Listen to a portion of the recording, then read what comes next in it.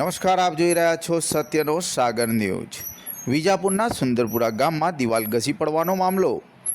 દિવાલ ઘસી પડતા 3 લોકોના મોત થયા હતા।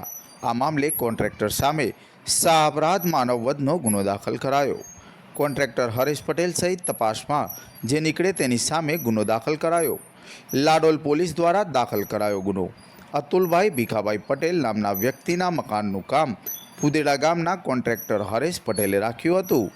કોઈપણ જાતના ટેકા રાખ્યા વગર દિવાલ ઉતારવાનું કામ થતું હોવાનું સામે આવ્યું છે। આજરોજ વિજાપુર તાલુકાના સુંદરપુર ગામમાં પટેલ મહેન્દ્રભાઈનું મકાનનું બાંધકામ ચાલતું હતું।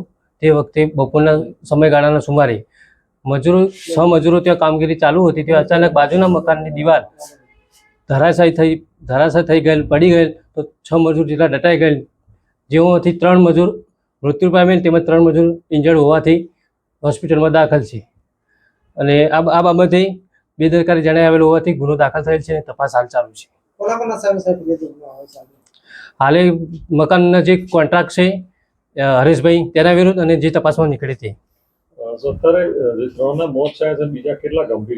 ગંભીરમાં 3 ગંભીર છે, ગંભીર નથી પણ ઇન્જર્ડ છે, સ્ટેબલ છે।